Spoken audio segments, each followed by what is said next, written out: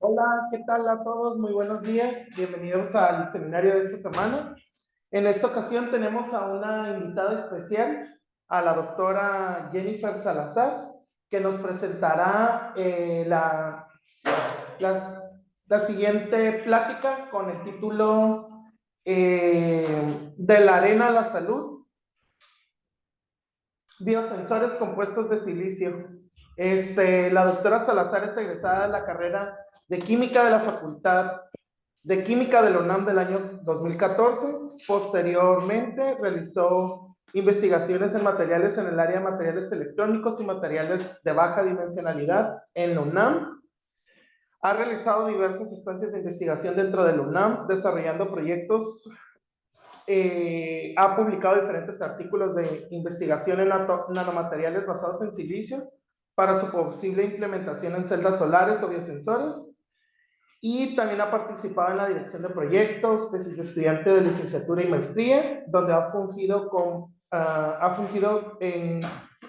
evaluadora en congresos, fomentando la participación de la población estudiantil.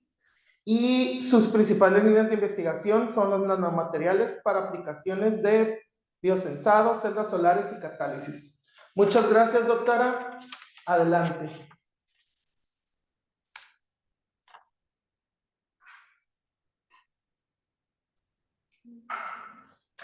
Listo. Una disculpa, se me cerró la computadora. No sé. No se preocupe, doctora. Adelante. Ahí está. Les damos. Sí la alcanzan a ver bien, ¿verdad? Sí, muy bien. Ok, ya puedo comenzar, ¿verdad? Ok, muchas gracias.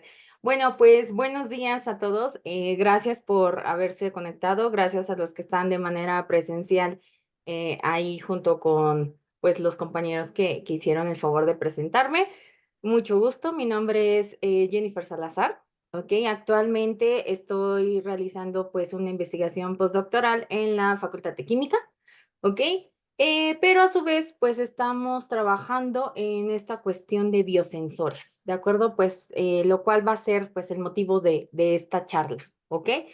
Entonces, bueno, de la arena a la salud, ¿ok? ¿Por qué llamarlo así? Básicamente, nosotros sabemos, ¿ok?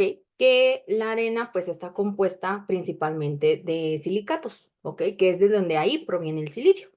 Prácticamente hemos escuchado toda nuestra vida lo que es el silicio, ¿no? Y cómo es que este tiene un papel muy importante en la electrónica, ¿ok? Ahora, los biosensores forman una parte de esta electrónica, ¿ok? Dentro de este campo tenemos una inmensidad de aplicaciones, ¿ok? Y por lo tanto, todos los materiales que nosotros diseñemos pueden tener mejores ventajas o desventajas en cada una de estas aplicaciones. ¿Ok? Entonces, ¿qué va a pasar aquí? ¿Ok? El contenido de mi presentación es bastante sencillo, ¿de acuerdo? No tiene mucha ciencia. Les voy a platicar un poquito sobre qué son los biosensores, ¿ok? Cómo es que estos funcionan, cómo es la clasificación de este tipo de materiales, de este tipo de dispositivos, cómo es que el silicio, a pesar de que es un material que se ocupa muchísimo en la electrónica, ¿ok? ¿Cómo es que este se puede emplear? ¿Por qué se emplea en la electrónica? ¿Cómo es que al final yo lo convierto en nanoestructuras y por qué me interesa que esté en forma de nanoestructuras? Y pues vamos a ver una pequeña discusión de cada una de estas nanoestructuras y ejemplos ya reportados en la literatura sobre las cosas que sensan, ¿de acuerdo? Y pues cuáles son algunas ideas o perspectivas a futuro, ¿de acuerdo? Entonces, básicamente, bueno, ¿qué es un biosensor? ¿Ok? En el caso de los biosensores, los vamos a tener como que son dispositivos que van a detectar, ¿de acuerdo? Y que van a medir una sustancia de interés biológico. Básicamente, lo que yo quiero es que esta señal biológica se transforme a una señal eléctrica, ¿de acuerdo? Por medio de un transductor, ¿ok? Para que yo al final pueda interpretar esta señal, llámese química, óptica o eléctrica, incluso puede ser un cambio de color o una diferencia de potencial, ¿ok? Aquí yo quiero que noten, realmente independiente del tipo de señal, justo por estas razones de que tenemos muchas opciones, nosotros podemos encontrar diferentes tipos de biosensores, ¿ok? Entonces, en esencia, digamos que la estructura más sencilla de un biosensor es un analito, un transductor y básicamente un sistema electrónico que me interprete las señales, ¿no? O con lo cual yo pueda permitirle al usuario darle los resultados, que él pueda visualizar estos resultados de manera objetiva para lo que él necesite, ¿ok? En el caso de los analitos, generalmente nosotros vamos a tener que van a ser esas moléculas, ¿ok? Que yo voy a querer detectar, ¿de acuerdo? Llámese, por ejemplo, glucosa, llámense proteínas, llámense virus, ¿ok? Antígenos, etcétera, ¿ok? Después viene lo que es un bioreceptor. ¿Qué es el bioreceptor? El bioreceptor va a ser una biomolécula, ¿de acuerdo? O un elemento biológico que va a poder reconocer el sustrato objetivo, ¿ok? En este caso, estos bioreceptores, yo puedo tener anticuerpos, enzimas, células, ¿de acuerdo? Complejos de moléculas un poco más organizadas, ¿de acuerdo? Macromoléculas, por ejemplo, o incluso nanopartículas, ¿ok? Después voy a tener mi transductor. ¿Qué es lo que va a hacer el transductor? Este transductor va a ser un dispositivo que me va a transformar la energía a otro tipo de energía. Por ejemplo, la energía electroquímica, ¿no? Este proceso de esta reacción electroquímica que puede existir entre el analito y el bioreceptor, yo lo puedo detectar mediante una amperometría, mediante una potenciometría, voltamperometría, conductometría o impedancia eléctrica, por ejemplo, ¿no? Son diferentes técnicas con las cuales yo puedo identificarlo. También puedo tener ópticas, ¿no? En las cuales yo voy a tratar de aprovechar las propiedades luminiscentes de esta interacción de analito-bioreceptor. Puedo tener gabrimétricas que pueden ser los piezoeléctricos o, por ejemplo, emplear lo que son las propiedades magnetoelásticas, ¿no? Electrónicas, térmicas o acústicas, ¿ok? De tal manera de que esta señal transducida, ¿no? Esta señal que yo ya está transformada, lo mande a un sistema electrónico en donde esta se va a procesar y se va a visualizar en una pantalla, prácticamente. ¿Para qué? Para que yo le pueda dar la interpretación a esos resultados. ¿Ok? Entonces, ¿cómo es que funcionan? Realmente, independiente del tipo de sensor, ¿ok? Yo voy a tener un principio básico, ¿ok?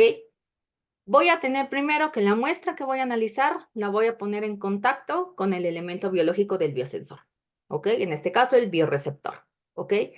Este bioreceptor va a reconocer una señal biológica, ¿no? Es decir, voy a tener una interacción entre mi analito, ¿no? Mi bioreceptor, en la cual esta interacción me va a permitir convertirlo a una señal química en donde va a llegar mediante esta interfaz al transductor y esta señal química que recibe producto de esta interacción la voy a convertir en una señal eléctrica, ¿ok? Al final yo puedo tener, como se los digo, este tipo de señales ópticas, acústicas, electroquímicas, calorímetras, mecánicas, etcétera, ¿ok? Y al final, pues voy a tener que el sistema de procesamiento me va a amplificar, filtrar y analizar las señales eléctricas para que yo pueda obtener una medición útil. ¿Ok? Este es un funcionamiento básico, en esencia, de un biosensor.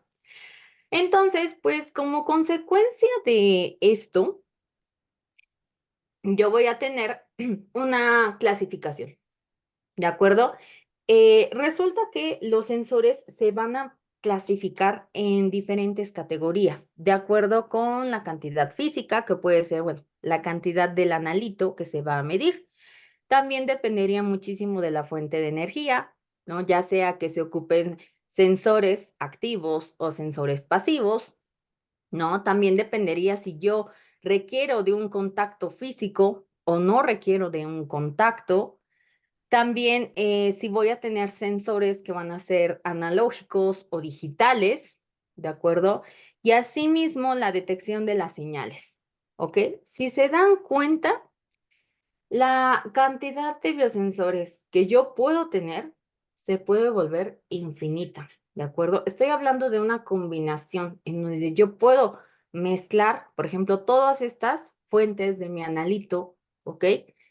Con las potencias de energía. Aquí les estoy colocando algunos ejemplos, ¿no? De cada una de estas categorías para que al final puedan obtener un biosensor.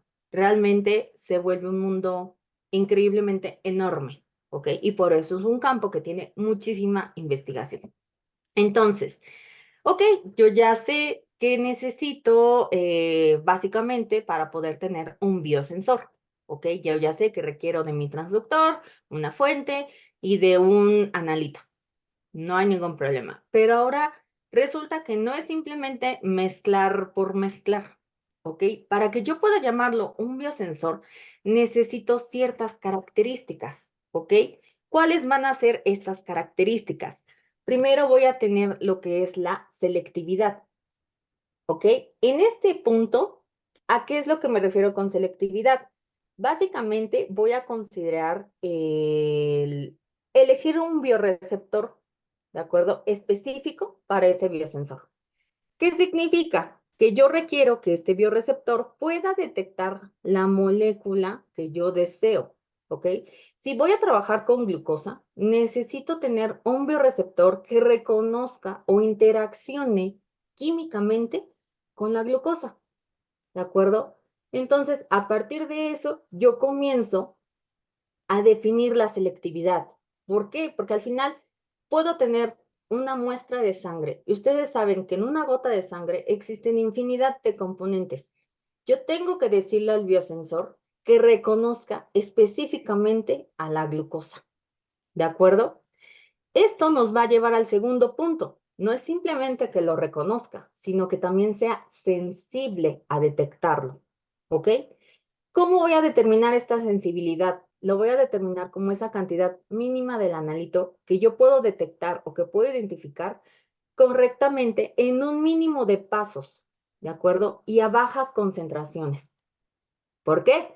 Porque si nosotros vamos a estar trabajando, por ejemplo, con la sangre, es el mejor ejemplo que uno puede tener, la concentración que uno va a tener de esos analitos es muy pequeñita. Estamos hablando del orden de nanogramos por mililitro o de femtogramos por cada mililitro, ¿de acuerdo? Para que al final yo pueda entonces decir que tengo la presencia de ese analito. ¿Ok? Después voy a tener lo que es la linealidad, ¿ok? ¿A qué me va a contribuir esta linealidad? Básicamente me va a contribuir a la precisión que yo voy a tener en los resultados medidos, ¿ok?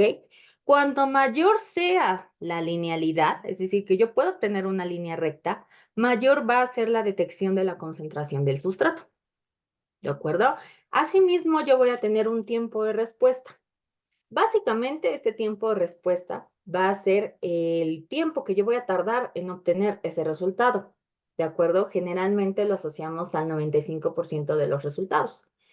Asimismo, yo requiero que sea reproducible. ¿Ok? Si yo voy a hacer experimentos, ustedes saben que cualquier experimento que uno plantee, necesitamos que sea reproducible. ¿Ok? ¿Por qué? Porque esta reproducibilidad me va a indicar la precisión y la exactitud que puedo tener de los resultados, ¿ok? Yo necesito tener resultados idénticos para que pueda decir que este biosensor cumple con la finalidad que yo le estoy dando, ¿de acuerdo? Y la estabilidad. ¿Qué sucede con la estabilidad? En el caso de la estabilidad va a ser el grado de vulnerabilidad a las perturbaciones ambientales dentro y fuera del dispositivo. ¿Qué es lo que va a pasar? Que yo voy a tener factores que puedan afectar la medición, ¿ok? Entonces, yo necesito asegurar que voy a tener una afinidad del bioreceptor con el analito, ¿de acuerdo? Y que al final este bioreceptor también sea estable, no se me degrade con el tiempo, porque eso también me va a hablar de la vida útil que pueda tener este biosensor, ¿de acuerdo? Entonces, aquí me gustaría un poquito como ver, ¿no? Cómo es una comparación del tamaño de los nanomateriales comparados con algunas entidades biológicas, para que se den cuenta de la magnitud con la que nosotros vamos a estar trabajando en un biosensor, ¿ok? En el caso de las células, están en el orden más o menos de 10 a la 5, 1000 nanómetros, ¿ok? Después vamos a empezar a bajar, ¿de acuerdo? Nuestra área ideal va a ser esta, ¿de acuerdo? Básicamente que yo pueda detectar ácidos nucleicos, proteínas y virus, ¿ok? Si se dan cuenta, aquí van a encontrar algunos nombres que les puedan parecer familiares, ¿no? Nanotubos de carbono, puntos cuánticos, nanoalambres, ¿ok?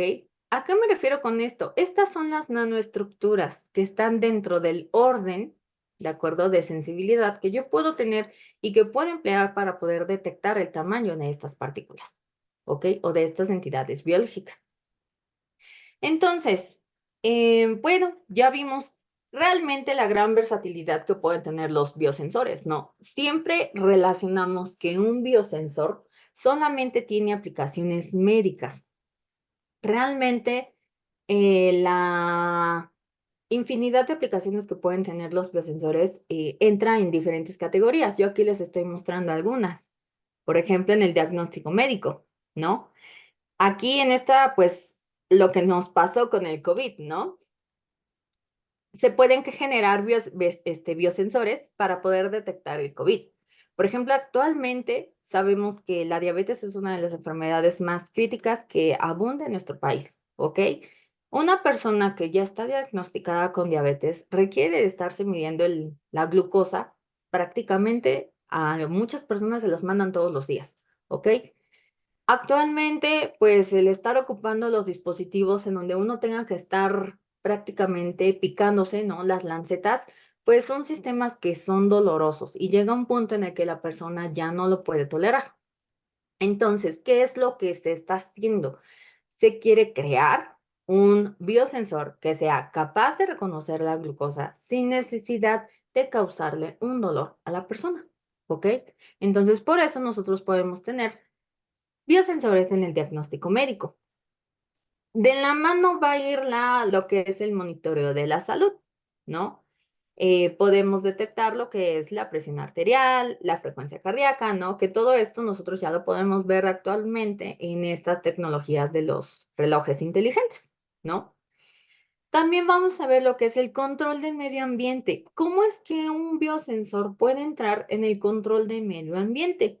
Básicamente, yo puedo estar monitoreando la calidad del agua, por ejemplo, ¿no? La contaminación del aire o si hay la presencia de patógenos en algún medio en específico. Yo simplemente agarro mi sensor, llego, agarro mi sustrato, ¿no? De donde yo voy a requerir tomar esa medición, la realizo y yo puedo ir monitoreando todos esos componentes.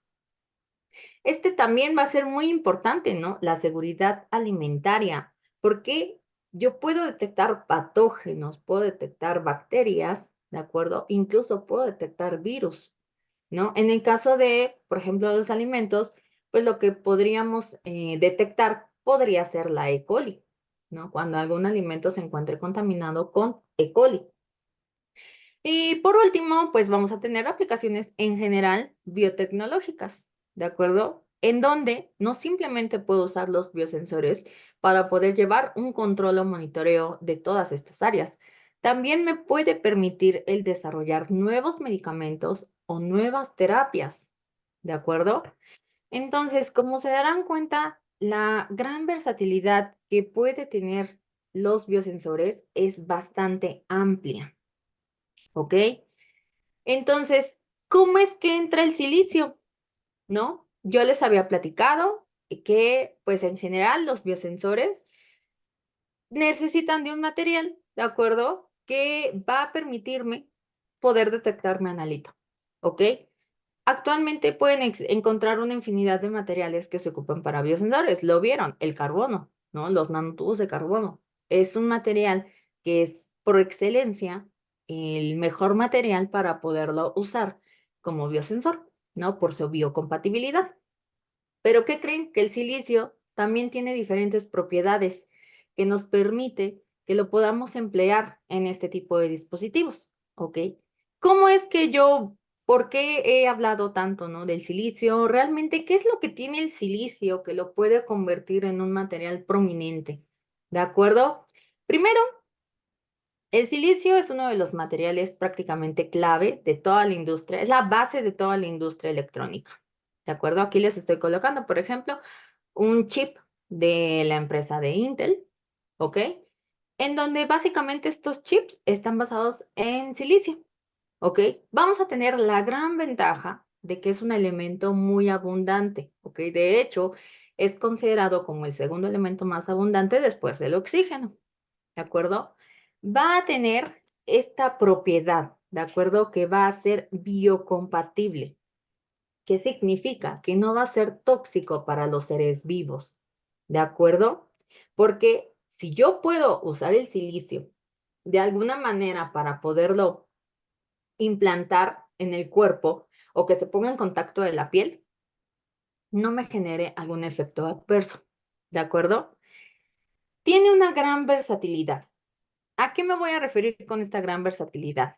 Desde que puedo generarlo de diferentes formas, existen diferentes técnicas de crecimiento, ¿ok? En las cuales yo puedo generar el silicio. También voy a tener una gran versatilidad en las formas, ¿de acuerdo? No solamente lo voy a ver como el silicio en bulto, como así le llamamos en la ciencia de materiales, ¿ok? Y las producciones son de bajo costo. Afortunadamente ya hay tecnologías que están implementadas, ¿de acuerdo? En la industria, en las cuales nos permiten obtener estos materiales con un costo relativamente muy bajo, ¿ok? Entonces, bueno, si el silicio domina la parte de la electrónica, ¿no? ¿A poco se imaginan que yo agarro, ¿no?, mi arena, la proceso y yo obtengo mi silicio y ese silicio es el que ocupo para la base electrónica? De hecho, no, ¿ok? En el proceso de fabricación del silicio, desde que pasa de la arena hasta que yo lo pueda emplear en la industria electrónica, voy a tener diferentes grados de pureza. El que se ocupa en la electrónica, estamos hablando de una pureza que, si no mal recuerdo, es de 99.9999%, ¿ok? ¿Por qué? Porque yo requiero que este material no presente impurezas. ¿Qué sucede cuando un material presenta una impureza? Generalmente, lo que va a afectar, esa impureza puede generar problemas, puede actuar como una trampa. Por ejemplo, ¿qué es lo que sucede con el silicio? Yo estoy manejando el silicio en ese grado electrónico porque estoy haciendo que interaccionen electrones, que electrones circulen a través de él. ¿Qué va a pasar? Yo necesito que mis atomitos de silicio prácticamente sean los mismos durante todo el trayecto que van a tener esos electrones. Porque si llegasen a ver un átomo que no sea de la misma naturaleza, es decir, que no sea silicio, pueden caer en una trampa, ¿de acuerdo? Y al final va a afectar la eficiencia del dispositivo. Por eso yo requiero un silicio que sea muy, muy puro, ¿ok? Ahora, el hecho de que yo requiera un silicio que sea de una alta pureza, en cuanto a costos, pues me los va a elevar mucho más, porque yo tengo que pasar esos lingotes de silicio con diferentes tratamientos para poder eliminar todas esas impurezas, ¿ok? Entonces, ¿qué es lo que sucede? Resulta que hace más o menos en los 90 surgió un señor, de acuerdo, que se llama Canham, y que básicamente este señor descubre un material que se conoce como el silicio poroso, ¿de acuerdo? ¿Qué es lo que sucede con este material? Resulta que se conoce como una nanoestructura, ¿ok? ¿Qué significa que sea una nanoestructura? Que básicamente estoy disminuyendo las dimensiones de este material al grado de tenerlo en nanómetros. ¿De acuerdo? El simple hecho de reducir estas dimensiones, ¿ok? Ocasiona que este nuevo material, a pesar de que sigue siendo silicio, va a presentar propiedades que son completamente diferentes de su equivalente en bulto. Por ejemplo, el silicio en bulto es un material que es un semiconductor. ¿Qué significa que sea un semiconductor? Que en función de las condiciones donde yo tenga este material, o pueda actuar como un metal, ¿no? Que pueda conducir, o como un aislante. ¿De acuerdo? Todo esto está en función de la temperatura, ¿ok? ¿Qué es lo que pasa con estas nanoestructuras? Conforme yo voy disminuyendo tanto las dimensiones, ¿ok? Voy a poder confinar los electrones. ¿Qué significa esto? Que básicamente lo que ustedes están haciendo es que están disminuyendo el tamaño de la caja, tanto, que al final los electrones quedan adentro. Ya no tienen espacio para poderse mover, ¿ok? Y eso los obliga a que aparezcan nuevas propiedades o podamos mejorar propiedades que ya tenían previamente estos materiales, ¿no? Esto de aquí se conoce como confinamiento cuántico, ¿de acuerdo? En el caso de las estructuras, de las nanoestructuras de silicio, una de las propiedades que más va a predominar va a ser el confinamiento cuántico, ¿de acuerdo?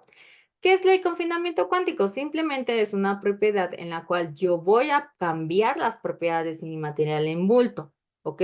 Donde ahora yo voy a tener la presencia de un gap, que no voy a entrar en detalles, pero es una brecha en donde yo requiero que mis electrones puedan pasar a un estado en el cual puedan transitar libremente por todo el material, ¿ok?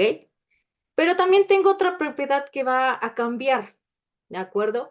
En el caso de las nanoestructuras de silicio, ¿de acuerdo? Yo voy a tener lo que es una alta relación superficie-volumen, ¿ok? ¿Qué pasa o cómo lo podemos interpretar? Si yo tomo una partícula grande, ¿de acuerdo? Y la reduzco a partículas mucho más pequeñitas sin poder modificar el volumen de todo este material, la superficie aumenta drásticamente, ¿de acuerdo?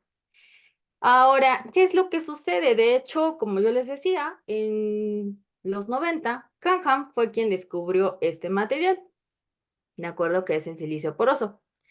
Pero de hecho, se siguen creando, ¿de acuerdo? Diferentes nanoestructuras. Por ejemplo, los nanocristales de silicio, lo que también conocemos como puntos cuánticos de silicio, ¿de acuerdo? También podemos tener la presencia de nanoporos, ¿ok? Lo que es la formación de nanoalambres, ¿ok? Podemos tener este tipo de estructuras que son unas pirámides que en el caso de dispositivos, por ejemplo, como las celdas solares, tienen una gran propiedad, ¿ok? Y también en el biosensado se pueden emplear por las propiedades ópticas que presentan este tipo de materiales, ¿de acuerdo? Y actualmente existen investigaciones en las cuales pueden combinarse estructuras. ¿De acuerdo? Vamos a formar un sistema complejo en la cual nosotros podamos explotar ambas propiedades. ¿Ok? Por ejemplo, puedo explotar en estos sistemas las propiedades que tengan las pirámides y las propiedades de los nanoalambres. ¿Ok? Entonces, ¿qué es lo que sucede, no? ¿Cómo es que yo puedo emplear todas estas bioestructuras, todas estas nanoestructuras en un biosensor? De hecho, existe una pequeña clasificación, ¿de acuerdo? Que, bueno, la tomé de aquí, de este artículo, en el cual nosotros podemos encontrar que las estructuras las podemos clasificar de acuerdo al tipo de transducción. ¿Por qué? Porque resulta que estas nanoestructuras de silicio pueden cumplir dos funciones o pueden estar por la parte de el bioreceptor, ¿no? En la parte, perdón, en la parte del transductor o en la parte activa, ¿de acuerdo? Como el bioreceptor, ¿ok? Entonces, esa es también la gran versatilidad que tienen estos materiales, que yo le puedo dar un uso en específico. En el caso de transducción, yo voy a tener estas dos categorías, una transducción eléctrica y una transducción óptica. ¿Ok? Dentro de las transducciones eléctricas, yo voy a encontrar que ya hay dispositivos basados en nanoalambres de silicio y en silicio poroso que me van a permitir mostrar la amplia gama que ya tienen el empleo de estos materiales, ¿no? Por la parte de la transducción óptica, yo voy a tener, por ejemplo, el silicio poroso, los nanocristales de silicio o los puntos cuánticos, nanoalambres de silicio y cristales fotónicos, ¿ok? ¿A qué me refiero con esto de transducción eléctrica? ¿Ok? Ustedes como vieron, ¿no? El tipo de señal que yo voy aquí a detectar, ¿de acuerdo? Va a ser del tipo eléctrico. Por ejemplo, en los transistores de efecto de campo, los famosísimos FET, ¿ok? Ahora, ¿qué sucede con esta tecnología de los transistores? En este caso, los nanoalambres de silicio, ¿de acuerdo? Me van a permitir poder tener una mayor sensibilidad, ¿ok? Una mayor especificidad y un menor tamaño y costo, ¿ok? ¿Qué es lo que sucede? En sí, el silicio ya, como se los dije, es un material base de la electrónica, ¿ok? ¿Y qué sucede con los nanoalambres? Los nanoalambres es una tecnología que vamos a hablar de sistemas unidimensionales, ¿no? Son materiales unidimensionales porque prácticamente yo voy a poder encontrar a los electrones confinados en una dirección, ¿de acuerdo? Y se van a mover libremente a lo largo del nanoalambre, ¿ok? Entonces, eso me va a permitir que yo pueda tener mayor sensibilidad o mayor especificidad, porque yo puedo sensibilizar el nanoalambre a lo largo, si se dan cuenta, como en este ejemplo, en este artículo, lo que ellos hicieron fue tomar los nanoalambres, ¿de acuerdo? Colocarlos aquí, de tal manera que quedaran horizontales, colocaran lo que es los bioreceptores y así poder generar, por ejemplo, lo que es la identificación con diferentes pruebas, ¿no? Aquí sus moléculas de prueba, ¿ok? Y poder generar, cerrar el circuito, ¿ok? Entonces, ¿qué ventajas yo puedo ver aquí? ¿Cuál sería más bien la desventaja, no? Porque yo estoy hablando de ventajas, pero resulta que estos sistemas también tienen ciertas desventajas. La desventaja está aquí, en esta interacción que existe entre el bioreceptor y los semiconductores, ¿de acuerdo? Yo necesito encontrar tal que se puedan funcionalizar. ¿Ok? Este proceso en donde yo coloco al receptor en el semiconductor se le conoce como funcionalización química, ¿ok? ¿Y por qué es un problema? Porque yo necesito encontrar la manera de que la molécula que quiero emplear como bioreceptor pueda enlazarse químicamente a la superficie del nanoalambre, ¿de acuerdo? Para que a partir de ello yo entonces ya pueda realizar mis pruebas con mis analitos, ¿ok? Entonces, esto ya se hace, ¿no? Ya tenemos reportes de algunos sistemas, algunos FET, basados en nanoalambres, por ejemplo, ¿no? Aquí les estoy colocando básicamente cómo es que se coloca el sensor, ya sea de un nanoalambre, alambres paralelos o múltiples alambres, ¿de acuerdo?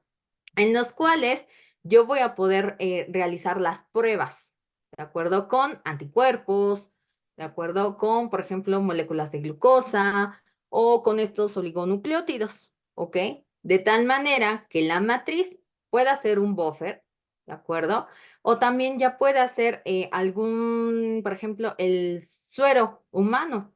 Yo simplemente extraigo la sangre, la centrifugo y el suero lo puedo ocupar para poder realizar estas pruebas. Ese sería el sistema más ideal, ¿de acuerdo? En la cual yo pueda emplearlo, ¿no? De ahí se darán cuenta que estamos hablando de concentraciones de límites de detección muy bajitos. Estamos hablando de concentraciones de femtomolar, milimolar o, por ejemplo, ¿no? Aquí una sola molécula de virus para el caso de la influenza, ¿ok?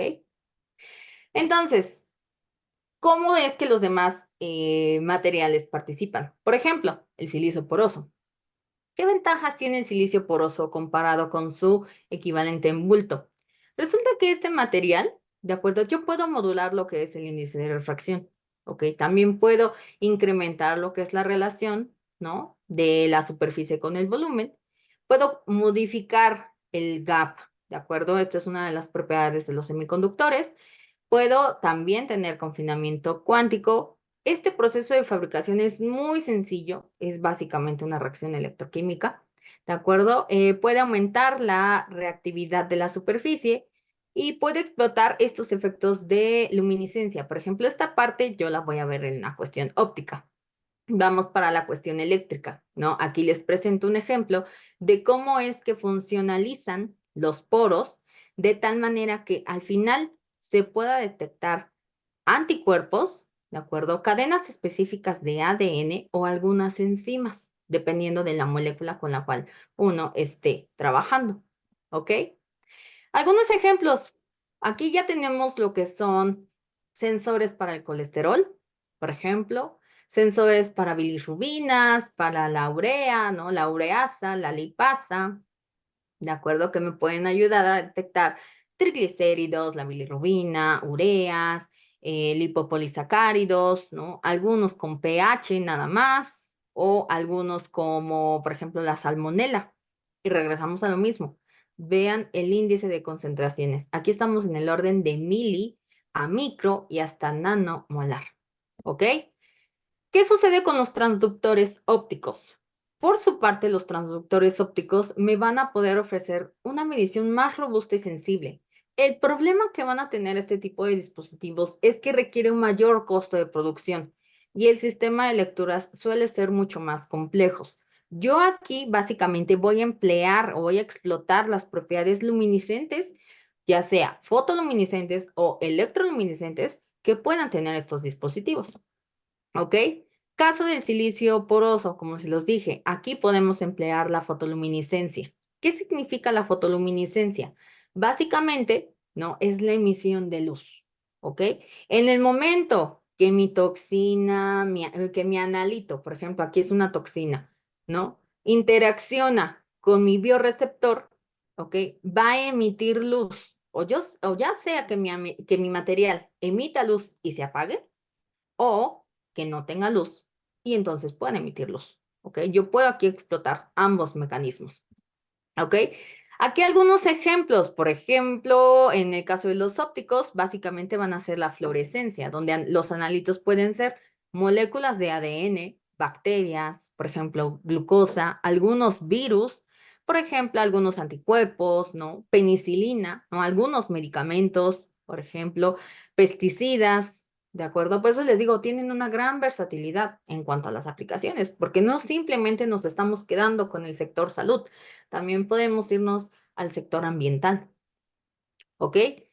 ¿Qué pasa en el caso de los cristales fotónicos? Un cristal fotónico, digamos que es una disposición periódica, generalmente de un material dieléctrico, ¿ok? Donde yo voy a manipular la geometría de tal manera que yo pueda manipular el índice de refracción. Modulación del índice de refracción significa que yo pueda controlar ese numerito, ¿de acuerdo? Y la mayor ventaja, que yo pueda controlarlo en las 3 dimensiones, ya sea de manera lineal, en un plano o completamente en un volumen.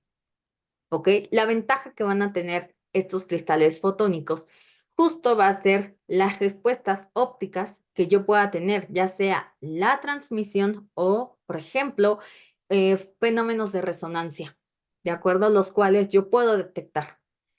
El detalle de este tipo de sistemas es que en el caso de los cristales fotónicos, las técnicas de fabricación son muy costosas, porque estamos hablando de que prácticamente uno debe de generar este sistema de manera muy puntual.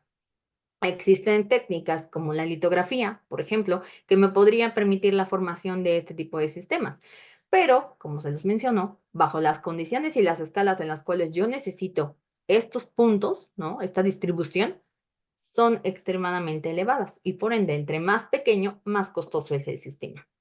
Sin embargo, también han presentado una amplia aplicación, ¿no? En los cuales también podemos detectar glucosas, insulinas, algunas enzimas como la lipasa, ¿no? Estos virus, por ejemplo, incluso podemos ver esto, ¿no? Un factor alfa de la necrosis de tumores, ¿no? En las cuales yo puedo estar evaluando lo que es la muerte, ¿no? O un proceso de tumores, ¿no? Un proceso de reproducción tumoral, ¿ok?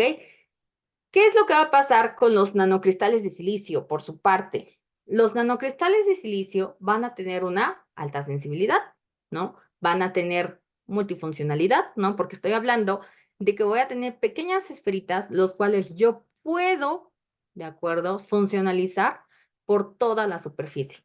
El detalle de este tipo de sistemas es la complejidad de la fabricación y algo que va a ser muy importante que se conoce como defectos superficiales, ¿ok? ¿Se acuerdan que yo les había platicado de que prácticamente yo necesito que mi sistema sea lo más puro posible para que entonces yo no tenga ninguna trampa en donde puedan caer los electrones? Los nanocristales de silicio o los puntos cuánticos tienen este pequeño detalle, que pueden tener muchos defectos superficiales. Necesito yo, digamos que sumergir estos puntos en una matriz que sea completamente inerte o que químicamente me pueda permitir que yo pueda tener este sistema sin ningún problema, ¿ok? Se ha demostrado que también puede ser potencialmente tóxicos, ¿ok? Por eso son sistemas que siguen en estudio, ¿de acuerdo? Y evidentemente la estabilidad. Son sistemas que se degradan con mucha facilidad, ¿ok? Sin embargo, por ejemplo, aquí igual, si se darán cuenta, prácticamente existen muchos dispositivos que me van a ayudar a medir la glucosa, ¿de acuerdo? Que es una de las investigaciones que más tiene impacto, ¿ok? Por último, y ya para no hacerles más largo, vamos a tener lo que son los nanolambres de silicio, ¿ok? Como yo se los dije, los nanolambres de silicio van a tener esta capacidad en la cual yo puedo manipular estos sistemas de tal manera que pueda crecer solamente un nanolambre, lo pueda funcionalizar a lo largo de este, para que al final explote lo que es el efecto de confinamiento cuántico y yo pueda evaluar esa señal, ¿ok? La gran tecnología o la gran ventaja que existe de los nanolambres de silicio es que existen una amplia cantidad de técnicas de fabricación, desde las cuales yo puedo destruir el material o lo puedo crecer, ¿de acuerdo? De tal manera que yo pueda detectar, por ejemplo, aquí estoy hablando de antígenos, anticuerpos del, por ejemplo, este es el de próstata y este es un carcinoma embrionario que si no estoy mal se ocupan para la detección de cáncer, ¿ok? Perspectivas a futuro. Básicamente, se puede decir que los biosensores de silicio tienen un gran potencial para poder revolucionar la forma en la que podemos detectar, diagnosticar y tratar enfermedades, ¿ok?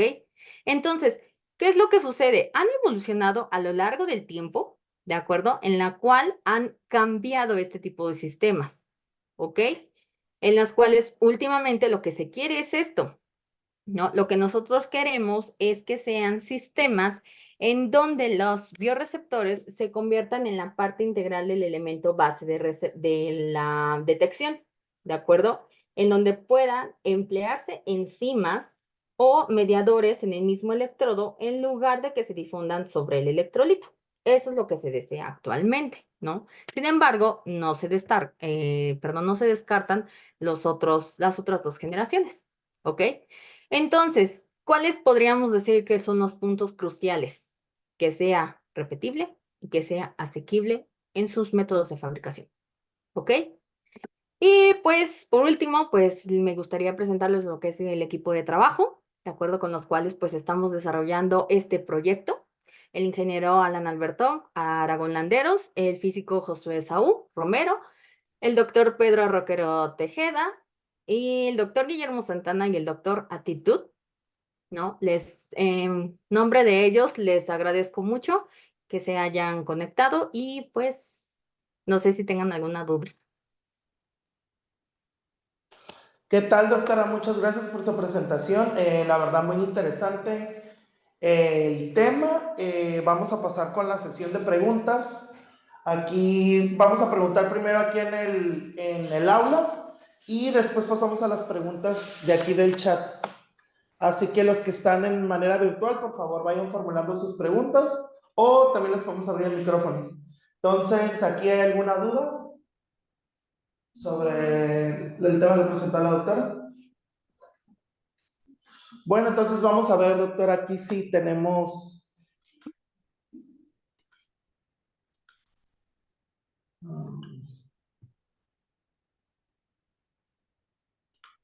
Buenos días. Yo tengo una pregunta, pero es que no sé cómo levantar la mano desde acá de internet. No te preocupes, si quieres ya la puedes formular. Muchas gracias. Muchas gracias, doctora Jennifer. Excelente charla. Muchas gracias. Actualmente, ¿qué tipo de materiales está trabajando? Obviamente sé que es silicio, pero de las diferentes variedades que nos presentó, ¿con cuál está trabajando y qué o quiere determinar o medir de acuerdo a todas las posibles variantes que nos comentó? Sí, gracias por tu pregunta. Pues mira, nosotros estamos tratando de ser ambiciosos. Estamos, de hecho, trabajando en conjunto la estructura de las pirámides, ¿de acuerdo? Esta estructura ya la tiene prácticamente perfeccionada el ingeniero Aragón, ¿ok? En la cual él genera una superficie en la cual tiene las pirámides y le estamos colocando al mismo tiempo poros. Estamos atacando esas pirámides para poder formar poros y a su vez crecerles nanolambres, ¿ok? Entonces, ¿qué es lo que sucede con este sistema multifuncional? ¿Ok? Cada uno de ellos tiene una propiedad óptica distinta. De hecho, cada uno de ellos lo que generan son fotoluminiscencias, es decir, la emisión de luz. Entonces, nosotros queremos generar un sensor óptico que me permita identificar, en nuestro caso queremos trabajar moléculas de cáncer para detectar cáncer de mama, ¿de acuerdo? No recuerdo muy bien el nombre de la molécula. Ese trabajo, la cuestión teórica, ¿no? De que realmente tiene esta aplicación, toda esa cuestión teórica se ha encargado el ingeniero Aragón, en la cual ha optimizado el sistema para que podamos nosotros colocar la molécula que sea el bioreceptor sobre este sistema y poder detectar el antígeno que nos pueda detectar el cáncer, que nos pueda dar una idea del cáncer de mama, ¿ok? Estamos en una fase inicial porque nos dedicamos más ahorita a lo que fue la síntesis del material. Ahorita se hicieron todos los cálculos que demuestran la funcionalidad del sistema y pues la siguiente etapa ya es empezar a jugar con la funcionalización química para que nosotros podamos generar esa interacción del bioreceptor con las pirámides, que básicamente estarían actuando de transductores ópticos. Muy Muchas bien, gracias. muchas gracias, doctora. Por acá en el chat hay otra pregunta que dice, muy buen seminario, gracias por su plática. La pregunta la formula la doctora Ana Reyes y pregunta lo siguiente, ¿existen biosensores que estén aplicando en la agricultura que ya se comercialicen? Tengo entendido que de que existen, sí, porque están analizando lo que es el seguimiento de la degradación de los pesticidas. De hecho, una manera bastante burda en la cual uno realiza el seguimiento de la degradación de esos metabolitos es que pues la persona va, recolecta una muestra de tierra, ¿no? A diferentes alturas de la tierra, la lleva a analizar al laboratorio y a partir de eso se comienza a dar cuenta cómo es que este se va degradando, ¿no? Cómo es que la molécula se va degradando y al final en dónde se está quedando la parte que pueda ser tóxica. Lo ideal es que es justo, no tengamos que hacer esto, ¿no? Que simplemente vaya la persona con su biosensor y en función de la zona en donde lo coloque, pueda llevar a cabo el seguimiento de esas moléculas. Desgraciadamente, el detalle que tienen para que pasen a un proceso de comercialización es justo los parámetros que decíamos, que sea repetible, que sea un proceso que sea repetible y que su método de fabricación sea sencillo, ¿de acuerdo? No tengo ahorita muy clara la información de qué nanoestructura o qué sistema hacen que empleen estos de detección de atracina. Si no estoy mal, creo que son los cristales fotónicos que se ocupan para poder llevar a cabo este seguimiento. Y como les decía, el detalle de este tipo de sistemas es el método de fabricación. Los que tengo entendido que tienen un mayor potencial de ser empleados son los nanoalambres, porque existen una infinidad de técnicas que incluso ya son tecnologías convencionales. Por ejemplo, en el caso de dispositivos fotovoltaicos, que son tecnologías que ya se tienen prácticamente, ya la industria los tiene optimizados de tal manera que pues uno ya ve paneles fotovoltaicos prácticamente a lo largo de toda la ciudad, ¿no? Entonces, la idea es que se ocupen esas mismas técnicas para poder generar los biosensores. Y en el caso de los nanolambres, son los que tienen mayor potencial, junto con el silicio poroso, que como les decía, son materiales muy sencillos de fabricar. Muy bien. Por acá hay una pregunta en la sala, doctora. Sí, a ver, si me escucho bien, sí o me acerco un poquito más. Sí, le escucho. Gracias.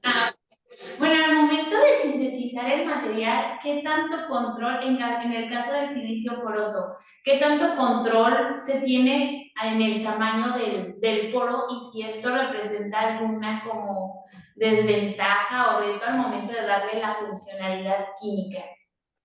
Sí, de hecho, me voy a regresar, a ver si me puedo regresar aquí. Está. Para mostrarles lo que es la del silicio poroso. ¿Qué es lo que sucede con el silicio poroso? Y es una muy buena pregunta que acaba de hacer. Desgraciadamente, este tipo de sistemas tiene el inconveniente de el tamaño de poro. De hecho, si no estoy mal, en función del tamaño de poro, se puede llamar silicio mesoporoso, silicio nanoporoso, y no me acuerdo muy bien del otro. Es un tema que también trabaja mucho el doctor Santana, ¿no? Que tiene ahí el grupo de investigación. Pero si se dan cuenta, ¿no? Este material, ¿ok? De que es el del silicio poroso, no podemos llevar a cabo un control del tamaño. De hecho, justo la técnica electroquímica consiste en que al final el silicio poroso pasa prácticamente por un proceso químico donde se ocupan unos electrodos en los cuales se coloca el electrolito, coloco yo una oblea de silicio y la ataco. No hay mucha ciencia. Pero justo este ataque no es selectivo. Van a haber zonas que se atacan más que otras y me pueden generar poros relativamente más grandes que otros. En cuestiones de funcionalización sí habría un inconveniente, ¿no? Porque entonces yo necesitaría controlar el tamaño de tal manera que la molécula que yo vaya a ocupar como bioreceptor también entre en el tamaño de estos poros. Yo tendría que usar entonces bioreceptores que sean muy, muy chiquititos. Si se dan cuenta, mente, toda la investigación que está basada en este tipo de materiales radica en eso, en que al final el poro se va a rellenar. Pero ¿cómo es que se va a rellenar este poro? ¿Cómo es que entonces va a interaccionar la superficie del silicio con este material que va a funcionar como bioreceptor, ¿no? ¿Cómo es que yo voy a formar el enlace químico? ¿Ok? Entonces sí, tiene un inconveniente, no es que sea grave, porque la ventaja del silicio poroso es un material que desde los 90 se estudia. Actualmente, un control de las condiciones para los cuales uno puede generar estos poros de manera, digamos que más homogénea. Gracias. De Muchas nada. gracias. Por acá tenemos otra pregunta, doctora, adelante. Sí, Hola, gracias por la ponencia, está muy interesante. Gracias. También está una pregunta relacionada a la anterior. Si esta, creo que le llaman topografía o rugosidad del material, afecta justamente a la biosensibilidad que puede tener el receptor. Y la otra es si han considerado utilizar algún biomaterial que tenga esta funcionalidad de transductor. Ok, la primera pregunta no te escuché muy bien. No sé si me la puedes repetir, por favor.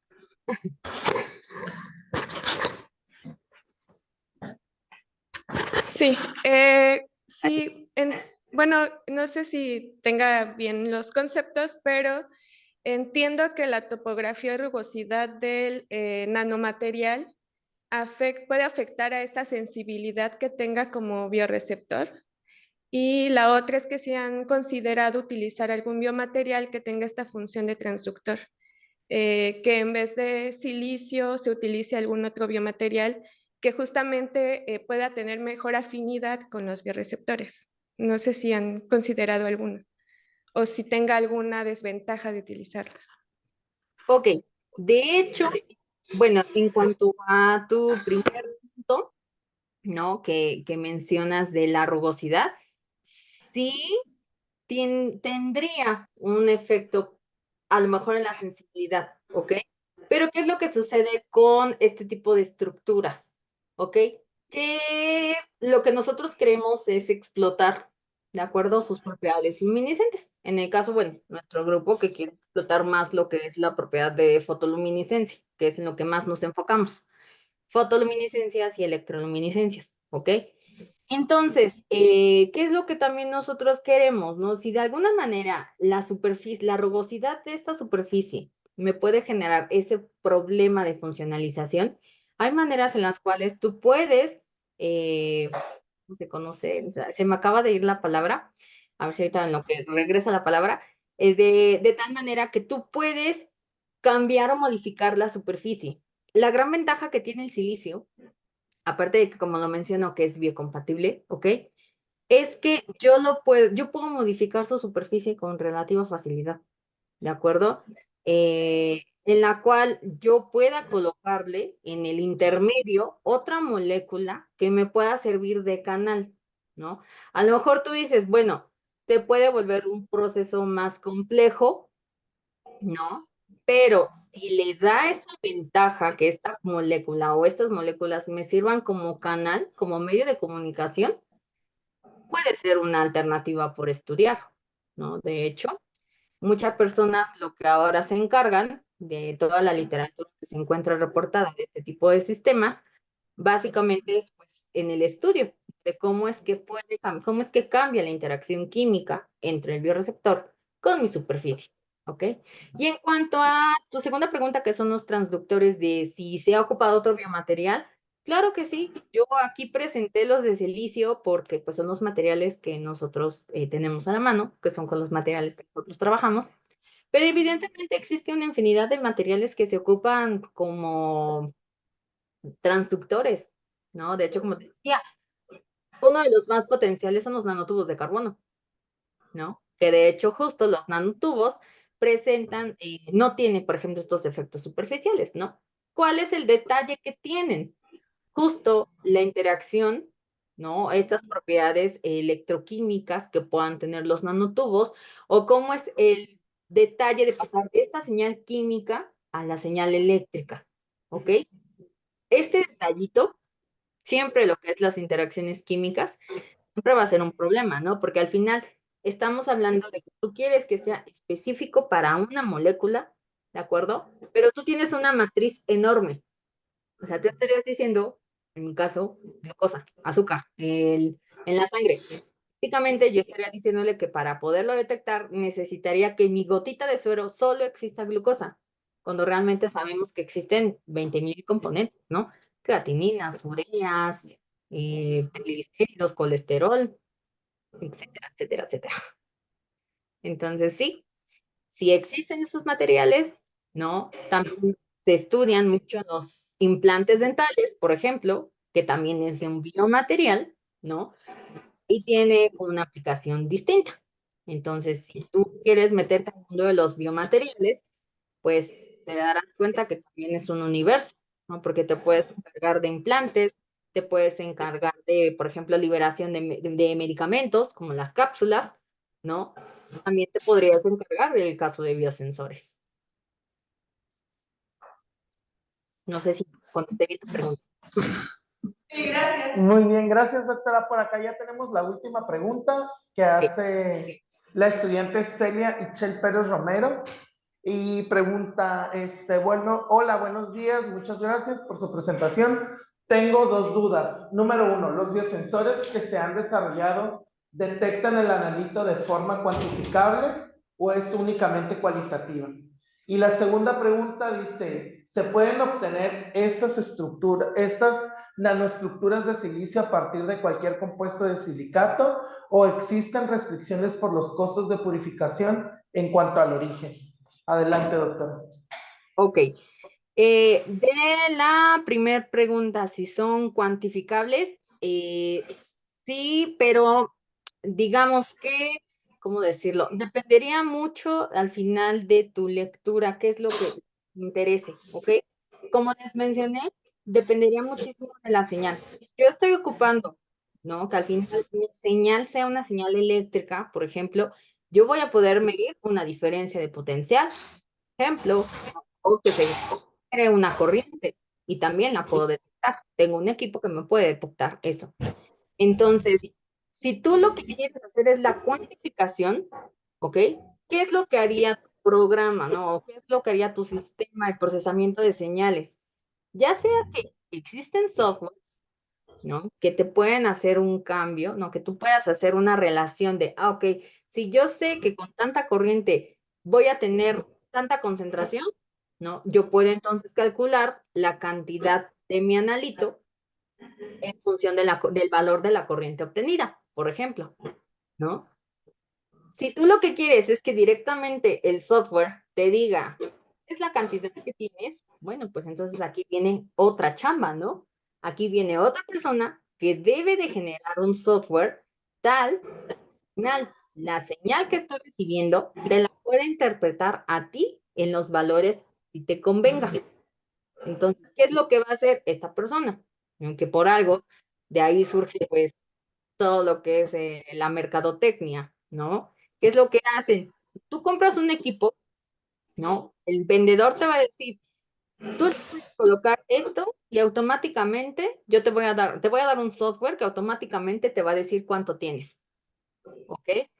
Todo eso también se optimiza, pero esa es como la parte que ya viene después de lo que es la generación del dispositivo, ¿no? Todo ese procesamiento digital, ¿ok?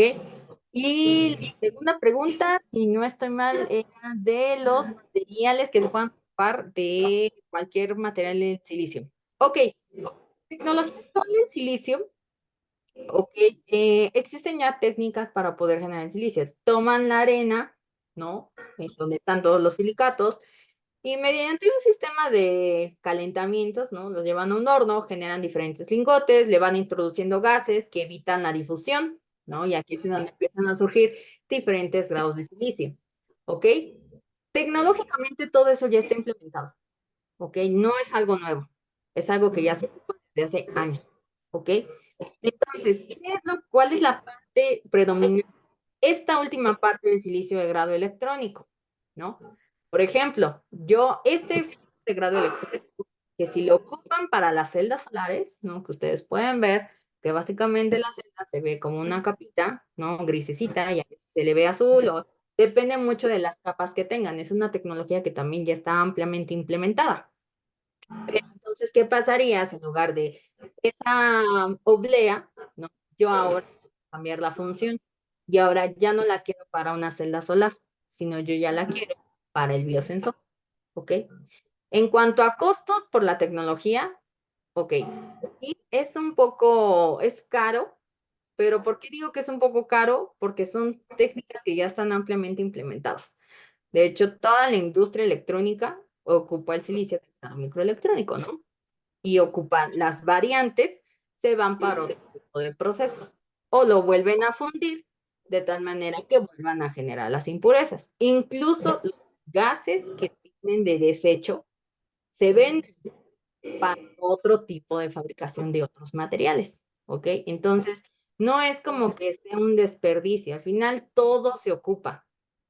Por eso les comento, es una tecnología ampliamente ya ocupada, ¿no? En todo este sector. Entonces, digamos que la parte que yo digo de poder generar o que elevaría muchísimo los costos sería la técnica de fabricación para estas nanoestructuras. ¿De acuerdo? Como les decía, en el caso de estas, ¿no? Los nanoalambres, que es donde más nos enfocamos nosotros. Hay técnicas en las que uno destruye material para poderlos generar y en la otra las crecen, técnicas de vacío. acuerdo? En las cuales yo simplemente voy a colocar precursores gaseosos dentro de una cámara y voy a permitir que este material crezca. Yo puedo de alguna manera inducir su crecimiento para que me sea cristalino o sea completamente amorfo. O que al final genere yo mezclas de óxidos, que también son biocompatibles.